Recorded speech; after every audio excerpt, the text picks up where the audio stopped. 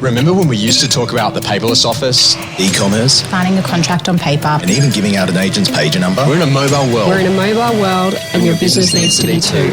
It's a digital world. Workflow is changing, and so too are our experiences. There are over 350 prop tech players right now competing for the space. How do you keep up with it all? And what's next? Welcome to Founders, a new podcast with Josh Phegan on the future of workflow in real estate.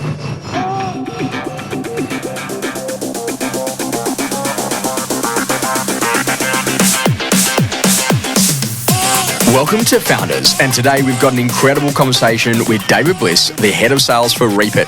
David, it's so lovely to have you in the studio today. We're going to talk a lot about what actually happens inside of traditionally an agent's workflow.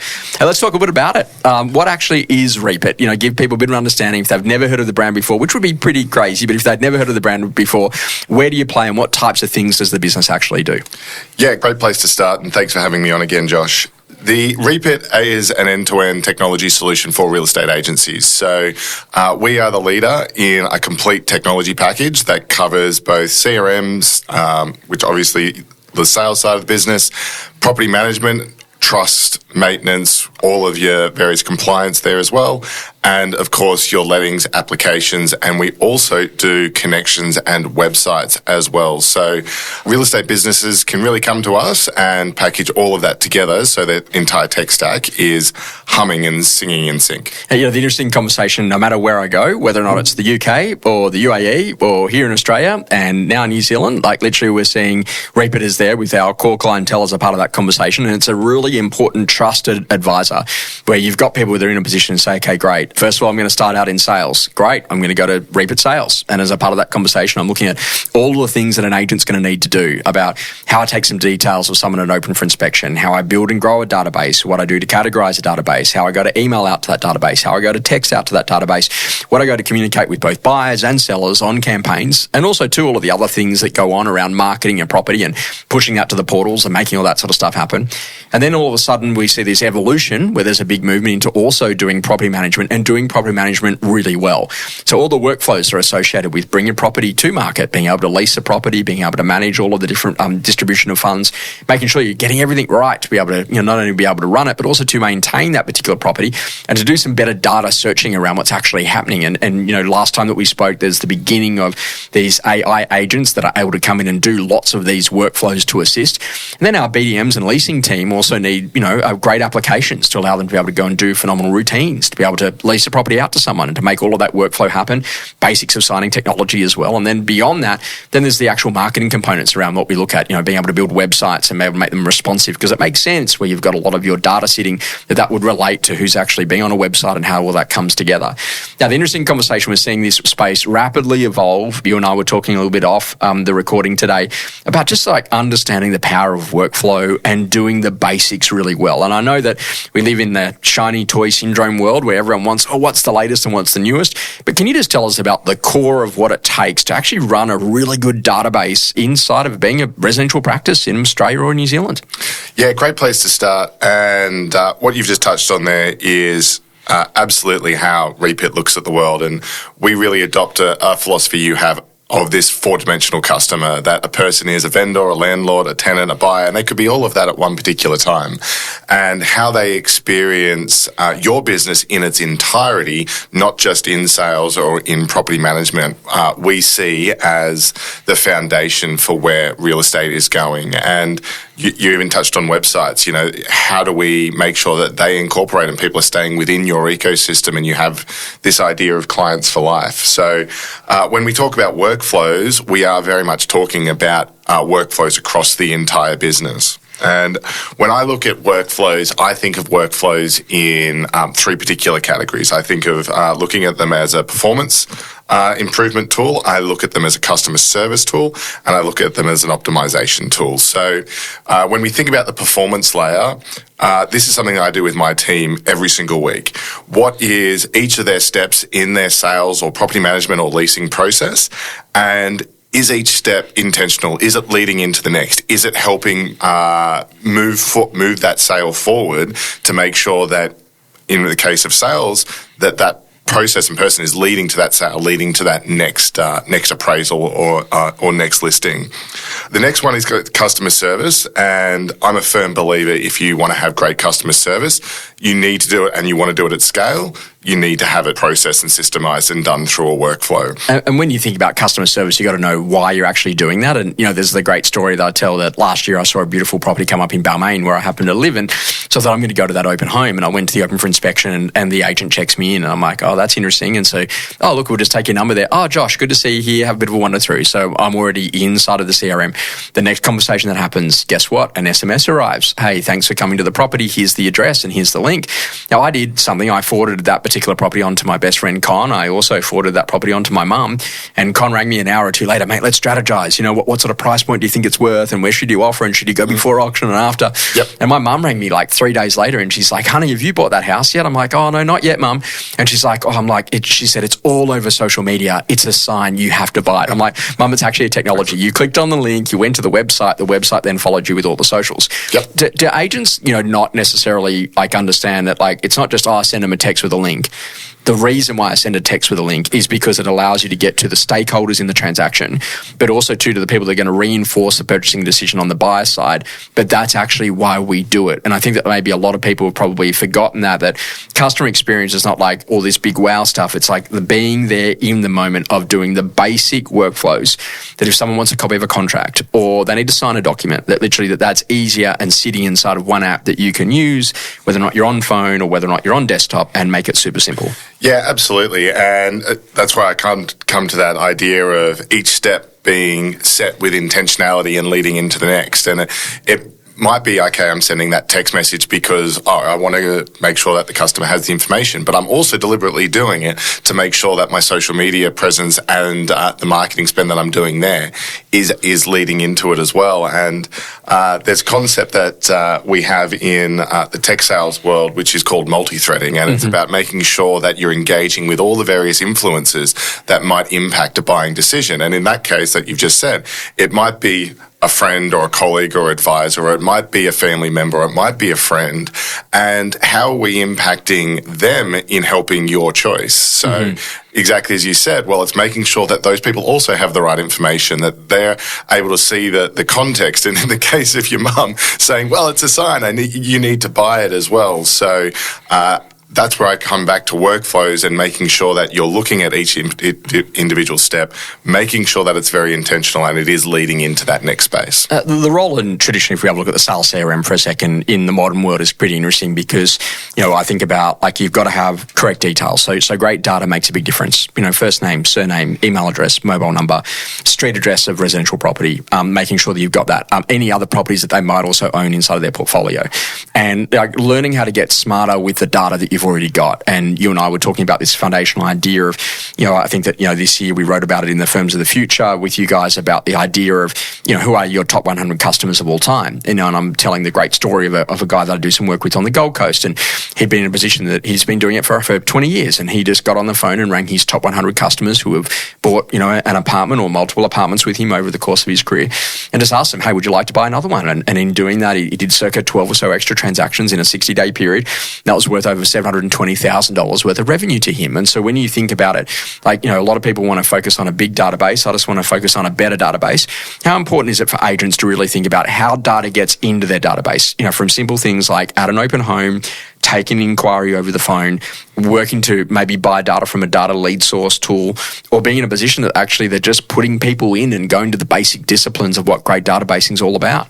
Yeah, this is something we have spoken about regularly, and it's something that's been at the heart of Reapit and before that Agent Box for a long period of time. And I bring it down to this idea of micro moments, that your entire success in real estate can be actually brought down to you having the habits and the discipline to get the data right, get those, each of those steps right. And as you say, it can be as simple as, I'm at an open for inspection, I'm going to take half a second to make sure I grab that person's email address, or maybe even their address. And then when I'm doing my callbacks and actually speaking to that person, I take an extra second. Are their buying requirements right? Have I properly categorized them?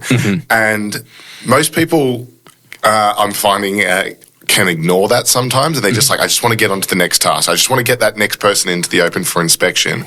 But then the impact comes down, as you mentioned, with your friend up in the Gold Coast. It's okay when you're busy, but then it starts to slow down, and you're like, oh, I need someone to call. Where can I get my next listing from? And there's just this whole mess of data. Whereas if you've got those little micro habits nailed, and you've got that data in there, and you've spent that extra little bit of time categorizing in the moment, suddenly it's like, oh, I need a buyer, or I need a couple of buyers because I've got all this stock. Who can I call? Bang, here it is. Or we talk about investor nights, we talk about customer ascension models, and there's a great opportunity now to bring investors in and talk to them about negative gearing and CGT changes. And there's probably people out there being, oh, that's just so much effort to be able to organise. Who would I call? Who would I bring? But if you'd spent the time, had that micro moment, make sure you got that data organised and said, well, here's my top 100 clients. That becomes an email and a bulk text, and you can do that in an instant rather than days of planning. And this is that whole idea about like the segmentation, which I think that you guys did really well first up, which is just about, custom classes, and you could have one called top 100 customers. And as you get one customer, add them to that list. And then over time, add a few more until you get out to your top 100, and it builds over a period of time. But you know what, like literally you're only ever going to get out of your CRM what you actually got to put into it. And this is the great thing that literally when you evolved into the golden profile, right? Tell us about what the golden profile actually does and how that helps people to have a better holistic view of a customer. The idea of the golden profile is to take that idea of your top 100, but spread it across the entire business. So we come back to this idea of the four-dimensional customer, and as much as if we're speaking to agents, they've got their own top 100, we also have to look at this as a business and who are the most valuable customers within the entire business. So the golden profile brings together the data within Reapit, across sales, across property management, across lettings, and compiles it into one single place. So the top 100 customers, you might have an idea of who they are, but could you tell how long they've actually been with your business? Because they might have actually started their leasing journey with you 10 years earlier. So this is tenure, right? Yeah. So tenure is a great indicator. The number of transactions. Number of transactions. So it could have been sales, but there's obviously the number of properties under management that they might have. And in a lot of cases, they might be your top 100 customers, and they might have one or two properties under management with you, but they might have 3 or 4 elsewhere. So how can we identify that to help you service them holistically rather than just individually? And I think about this. So I've been a landlord over the course of the last 20 years, and let's say, for example, that I've got 2 properties that are under this particular agency.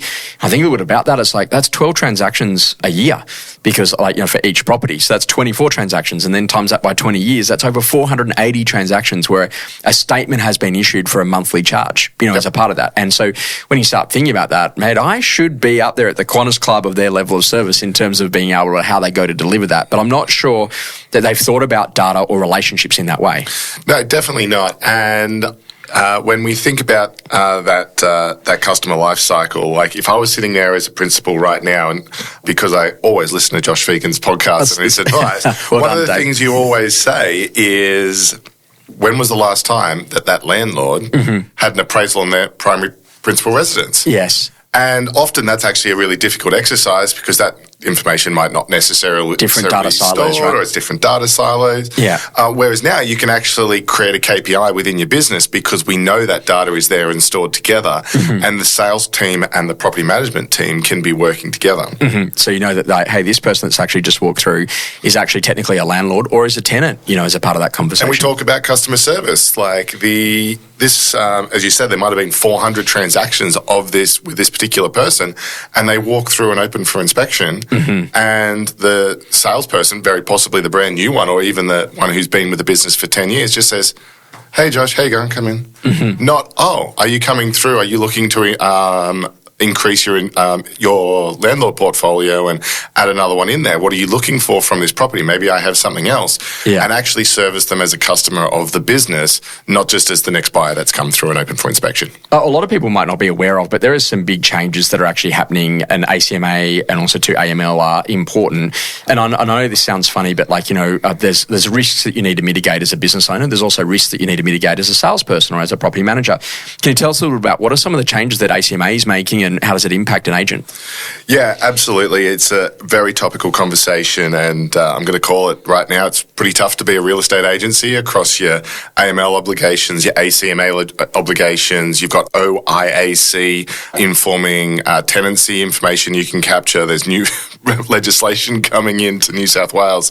It's like, whoa, this is a whole bunch of stuff to get across. So ACMA is the Australian Communications Management Authority? Media Authority, I believe, and Marketing Authority. So if we're talking about ACMA, then the focus really comes into what is the determination on how you can capture consent to market to, how long you can do it, and what types of communication to. So essentially what they've come out at, if we boil it all down, is you don't get to just meet someone at an open for inspection and then spam them with emails until the day they die. You actually now need to get much more explicit consent, and you can't just assume that, and you need to make sure that there's a relevant unsubscribes, opt-outs, and you need to be held to that, because otherwise there are big fines and penalties, and we're talking hundreds of thousands of dollars to some Australian businesses that are being laundered. So so as a part of that, and this is a great example, let's say, for example, you've got your Reapit sales in as your CRM and you're doing that.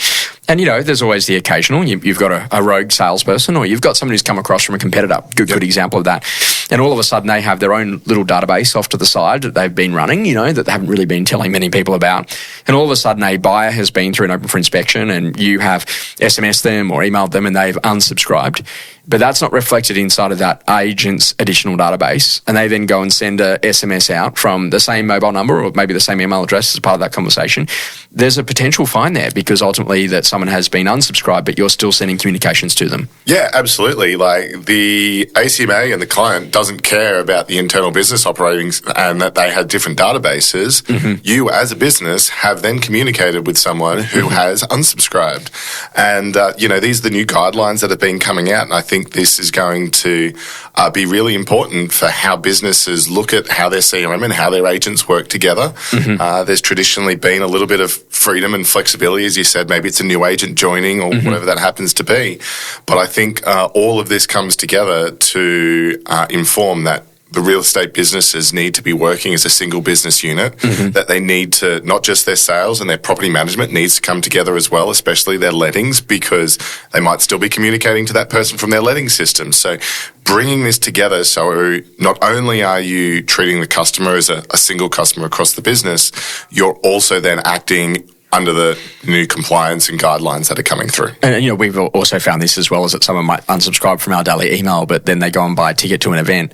But because they're on that unsubscribe list, do we still send them an email of confirmation for their tax invoice and a reminder for the event? So even I had to go through to the ACMA to get my mobile number verified now. So literally so that you've got a verified number to be able to send SMS. Yeah, so that is another part of the ACMA. So if you are sending communications from what you would call an alpha tag or a company name, and this is very common on the property management side, you do need to go through, make sure that gets re-registered.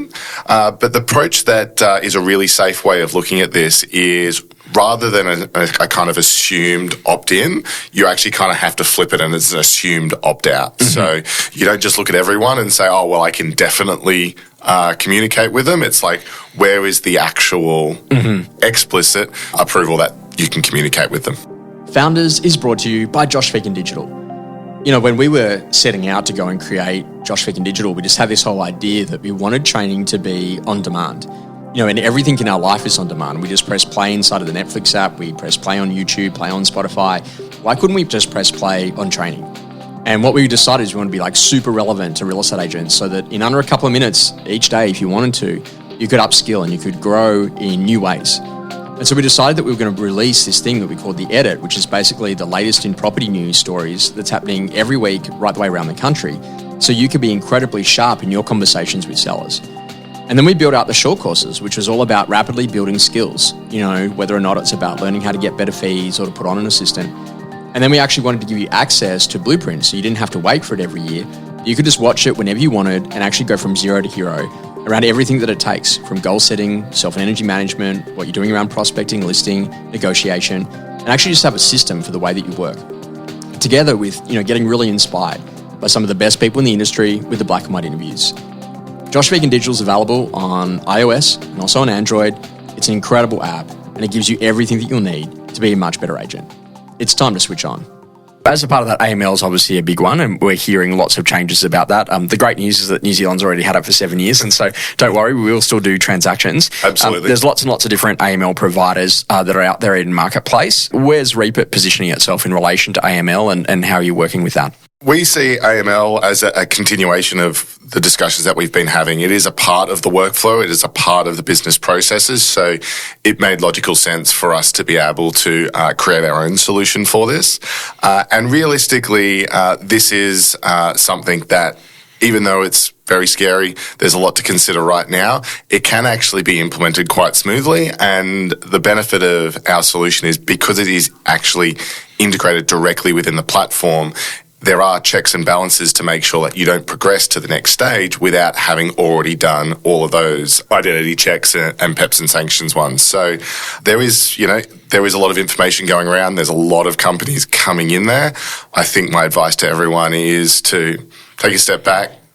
It's actually not going to be that scary. As we said, New Zealand have been doing it for many, many years, and there are some really simple, elegant workflows that can be adopted and just make this as part of your normal listing and selling process. So, there's a question about, does that need to be involved at the CRM level? Is that done with the signing tool that you may use? Some people will use a signing tool sitting inside of Reapit Sales. Other times they might have an additional signing tool that's sitting inside of their world. How does that work as a part of that? Because we are seeing that some of them may or may not have integrations. Yeah, absolutely. The signing tool is a great place because that is where one of the key kind of activities happen. The steps after that need to be considered in regards to how you're storing and holding that data for periods of time. And that ultimately needs to be stored within the AML system, and ideally that can be tracked within the CRM as well. And the other consideration there is, even though it's very logical for the signatures to be done during one of those signing processes, the guidelines state that you need to make sure that it is done before you actually kind of take action, and that might be the property settling or the property going live. So even though that might be the suitable place to make sure that you're speaking to the buyer or vendor about, the action actually needs to be tracked in the CRM because it's the activity that's happening in the CRM that needs to be prevented until that has been checked off. When you go and have a look at businesses, obviously there's a lot of conversations around what are the important categories, what are the important segments, how do they actually start to really sell more to their existing customers? And I kind of think about that like the lifetime value of a customer. Talk to us a little bit about like where the opportunities might sit there, like particularly knowing who are multi-landlords as an example, or who's that couple that flips a house every 2 years in terms of renos, and what are we doing to try to increase the propensity of them to use us as an agency?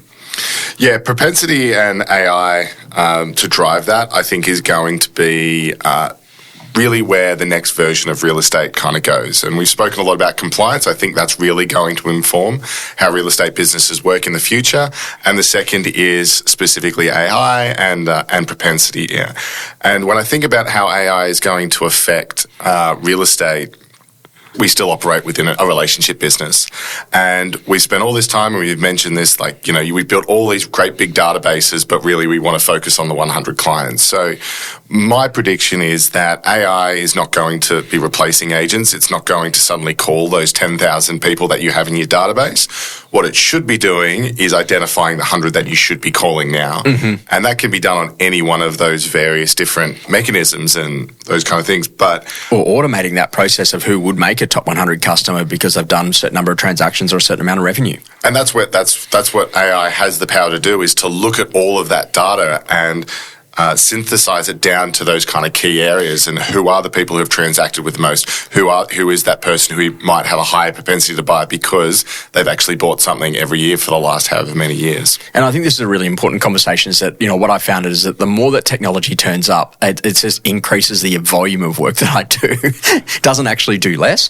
And I think that, for a lot of agents, that maybe when they heard AI agents, they actually thought that we were trying to replace them. But that's actually an industry term more in the artificial intelligence world. And when they talk about an AI agent, it's actually very capable of doing a very specific task or set of jobs. Can you explain a bit how AI agents are going to work? Because there's, you're seeing lots of people say, I might go to OpenClaw or Claude Code or, someone ChatGPT or someone to go and build that AI agent. How does that work when you're looking at data sets, and what are the important things around like safety and security of that data and that information and our legal obligations? Yeah, so let's unpack that one by one. So let's just talk about AI agents. So when we talk about an AI agent, we're not talking about something that's going to replace the agent. It's going to complement them. Mm-hmm. And we are specifically building them to work within the guidelines of the Australian real estate sector. Mm-hmm. But also making sure that they work with each agency's tone of voice, and they're not just making everyone really homogenise and sound like everything's been written by ChatGPT. Mm-hmm. But an AI agent will be, and there'll be lots of these that will work within real estate businesses, and they will work on very specific tasks. So as an example of those, we've just released one in our maintenance workflows in our property management system. And when a maintenance inquiry came in, there used to be a whole bunch of manual steps that had to happen. People had to go and check what the landlord had approved. Is it a priority? Do I need to go get quotes? Now, all of those steps are now automated. Now, the key thing, and we talked about regulation and safety, is what we don't want it to do is then take an action which could adversely affect the agency and the landlord's experience. So what it does all the steps up to saying, well, we believe this is what needs to happen. We need to replace the bathtub. I've got these 3 quotes for you. Here's 3 options with a confidence score. Which one would you like to go? And we can choose it from there. And that kind of idea we can adopt into lots of different real estate workflows, whether that be a listing tool or arrears maintenance or offer and process management. So these agents will be designed to support real estate professionals and will allow them to focus on the bits of the job which we're known for, which is focusing on relationships and things. And I was just thinking about that. Like, my dad was a really great old school agent who would go through and, let's say, for example, he was leasing out a property and he would look at what the leasing amount was per week and what their wages were per week to make sure that they could afford it, in his rules. And he had a couple of other things that he would tend to look at, like number of occupants, for example. They're going to be living in that property, 7 people for a 1-bedroom, maybe not. There's a few challenges. But it's about effectively, working out what your set of rules are and then being able to build a system or an AI agent that can then actually run those rules for you to be able to provide, data sets or automation in terms of workflow to make it easier, faster, better. Yep. And I always just say to people, hey, if you just think about it that way, you say, okay, great. There will be a future where you can say, hey, I would like to build a list of my top 100 customers. Can you find people that have done more than one transaction with me, or a transaction where more than $20,000 in fees was generated, or someone who's actually done a transaction with me and there's been a long period of time since when they were in CRM to when they've actually done transactions over time. So you can actually see tenure and spend and number of transactions as a part of that to get to that automation phase. That's important because what you're now seeing is that literally this whole world where property management and sales are fundamentally connected. And with the recent budget that came into Australia, there was obviously some significant changes. And I think a lot of BDMs are wondering what's going to happen now. And we're yet to see the ramifications. Do investors just go and buy new properties? Did they not really care too much about negative gearing? Was that only first-time investors? Off the back of that, what does a BDM need to do? And maybe they've got to go after the landlord's principal place of residence, or maybe they've got to build a takeovers database of landlords that are maybe managed by others, or maybe they've got to go back to their archive landlords and see if they've got anything else in their portfolio that they could go to manage. But what's actually really happening is that ultimately right now, like, sales and property management have got to work closer together than ever before, because if sales is all of a sudden not the major lead generator for the BDM, then maybe the BDM becomes a major lead generator for the sales team around principal place of residences. Can you give some chat to that about the importance of sales and PM teams working together and being able to have a system that can help you to identify the big opportunities that are sitting inside of your database? It's interesting when we talk about big opportunities, my brain automatically goes to the missed opportunities. And one of the items that always I see agencies tracking is the amount of property managements that have been lost and sold with other agencies. Yeah. And that's something that, we lays it into straight away, because it's like, okay, well, why is that happening? Is it miscommunication? Is it because of legislation changes? But one of the fixes we put in really, really simply was a simple button in the landlord portal which says, could I request a sales appraisal? And what that does is automatically create the lead within Reapit sales to make sure that a salesperson can pick that up and communicate together. And when that comes through, it tells them who's the property manager, what's the property, what's the background, so they can actually engage with that person. And what we've actually seen with some businesses who've adopted this, and of course this changes depending on the size of the rent roll, but that can be, 6 to 10 sales a year in some cases. That's, let's call it $30,000 a commission. There's $300,000 to the business that could have just walked out the door with other agencies. So this is where inter-system workflows are really, really important, and the property management and the sales team working together. But sometimes in both cases, it's just making sure that you're present in front of the decision maker before they've even engaged with the company. There is a conversation that, data will be something that will be on, or data, depending on whether or not we're in the UK, but the data will actually be on the balance sheet in the future, for businesses in terms of customer data and how valuable that is to know propensity and likelihood and, size of that customer and what you can do with them going forward. Do you see that there's a lot more opportunities inside of the data and the relationships that estate agencies have got and what they could be doing with them? Yeah, my opinion on that is that the valuations of companies generally across the world now are laser focused on what unique data sets they have, because that unique data, that's what's actually valuable to help train these AI models. So businesses who are laser focused in on a particular vertical or domain, who have valuable data to be able to power these models, is actually what's driving valuations of businesses. So I would fully expect data to start to appear on P&Ls and all this kind of stuff. Yeah, David, I'm going to throw a couple of things at you that I reckon that if I'm walking into a real estate sales business, these are some of the easiest opportunities that are probably sitting at your feet.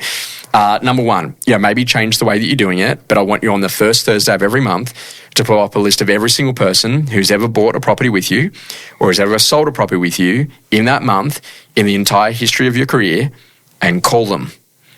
That's called an annual checkup call. Hey, David, it's Josh Phegan. Thought I'd give you a quick call. Congratulations, you've owned your home for another year. How are things with you guys? How's the house? Would it be of value for us to pop out, give you an annual checkup so you can make some better decisions for the future? I reckon that's super simple. If I'm in the property management BDM world, okay, great. How many landlords do we have? How many of those landlords are multi-landlords? So not just an individual, but someone who owns maybe 4 or 5 or 6 properties as an example. And then I want you to think, how many of your landlords actually live within 20 minutes of the office? And how many of those landlords that you manage have you actually met the landlord at least once since you started the management of their property? And thinking about how you could go to do something with that. Okay, great. Next one after that, how many market appraisals did you do last year? How many of those market appraisals are in a position that they are a job relocation, they're having a baby, it's deceased estate, it's someone who's downsizing, it's someone who's in a position that they're aspirational, it's someone who's got a job relocation? Have you actually got your market appraisals categorised in that way? Because if you've got them in the custom class categories that way, then it's much easier to know how to go to follow up with those people around what's actually going to go to happen next. And then if I just went into the key segments that you just got to keep super clean, who are the best buyers in your market right now? So when someone bids or they make an offer or they need to buy by a certain date or they sold last weekend or they've got a job relocation they have to buy to be in the area, that would be amazing. Who actually is on your seller hit list? And then to start to think when it comes to measurement of numbers, what's your conversion rates like between market appraisals to listing appointments and listing appointments to listings one to sold, and understanding that all of that sits inside of a great CRM to automate. I reckon I've given people nearly a year's worth of work, about millions of dollars in extra revenue in just doing some of those basic things, right? Yeah, I think that culminates a couple of things we've spoken about today, right? Which is we come back to those kind of micro moments. It's like going in when I'm doing an appraisal, making sure some of that information is captured. So making sure, okay, I am capturing what is their motivation for changing and putting that in as a category. And at that point in time when you do that, you're like, oh, why am I doing all this? It's extra time and extra admin. I'm a salesperson. I don't live in front of a computer. But then 6 months later, when you do need to kind of call them back because you've got this perfect property and you're trying to find a buyer or something for it, you can go through those appraisals, and not only can you sell a listing, you can get a new listing. And the other thing that was interesting as we talk about this, I was thinking there might be some people out there who are saying, well, that's great, Josh, but I haven't called my past sale for the last 5 years. And what, you want me to now call them and say, happy anniversary? And I was like, well... But I said annual checkup. Oh, sorry, annual checkup. Which is good, though, because it's an action word, right? Where anniversary is an historical event. Correct. So true. Yeah. It's an annual checkup. And how do I start doing that? Well, what I do, I go into Claude or ChatGPT and say... Actors Josh Phegan, and I'm about to do an annual checkup. Yeah. I haven't spoken to this person in 5 years. Could you give me a script in his tone and language that would help me make that call? Yeah. Or I can just say, hey, really David, I just didn't want to harass you. Hope things are good. You've been in the house for 5 years. What's going on? So don't overthink it. Just don't overthink it, but just do it. But if you're a little unsure, there's actually ways where you can get these really great scripts and dialogues to help, just get through that maybe uncomfortable call because you haven't done it for a few years. Most of it's in your head. It's so in your head. And then you've got to get past that. You've got to get past it. So I want you to maybe just help us a little bit about that. I know that the transition is a big thing for people. So if you're in a position that today you've got a CRM, you've got a property management piece of software, it's not talking, it's not communicating, you think you're up for change. There's a lot of fear associated with that. How does data work? How do things get migrated? What does it look like? How do I retrain a sales team? How do I retrain a PM team? Do I do it all at once? You've got people that help with that, right? Yeah, absolutely. We've got an amazing team of onboarding consultants and trainers, as well as data migration experts to make this transition. And really, the journey works with coming and chatting to us, and we understand, what are those kind of pain points? What are the focuses for your business over the next 12 months? And then we build a plan from there. And it might be, property management is absolute focus. We need to move this across. We need to take advantage of some of the new Trust IQ tools that we've got, some of the new workflow tools that we've got, these maintenance AIs. So we're going to focus there first. Awesome. We move that, we get that landed, and then the 6 months after that, maybe we do sales. But it is going to depend on the size of your business and whether someone listening might be a startup or they might be a little bit more established. But it is about working out the focuses and the business goals that that particular office is working at, and not just thinking about now, but thinking about where does the business want to be in 24 months, 36 months, 5 years' time, because I think the planning that people put into place now is going to make sure that they are best set for, as I said, this new generation of real estate, which is going to be heavily compliance and heavily driven by AI. And what you're really good at is you actually help people to understand what's core and what are some nice extras. And I know that sounds funny, but sometimes someone goes for a shiny, disco ball over here and they go, oh, that's amazing, it does this. But the core of bringing up a list of market appraisals doesn't actually happen. So it's really, really important to, make sure that you're getting a proper specification on what are the bare minimum basics that are going to be required, and think about the different job roles that sit inside of your business, whether or not it be operations or a sales role or a BDM role or a leasing role or a property management role or a sales management role, to be able to make sure, hey, what are the needs and requirements of those people? And you've got an incredible workflow tool that just goes to show the different roles and the different workflows that are absolutely required, and then how you actually help people to train and do that. And it's super simple as a part of that and really easy. If someone wanted to reach out and they wanted to learn more about Reapit, they wanted to have a bit of a conversation about whether or not you could meet their requirements, but also too maybe to give them a bit of a view of the future of where it's going, to be able to make sure they stay ahead of what they're doing in the technology space, what's the easiest way for them to get in touch with Reapit? Well, we're very fortunate. About 65% of the market use one of our products. So rather than engage with the sales team, they can actually reach out to one of our amazing account managers at customer success ANZ at reapit.com, and we'll be able to come in and do one of those consultation sessions for you. If you don't use any of the Reapit products, whether that be sales, lettings, PM websites, go to the reapit.com.au website, submit an inquiry there. You might be really fortunate enough that I pick up the phone, or one of my amazing team will sit down and have a conversation exactly like we've done now.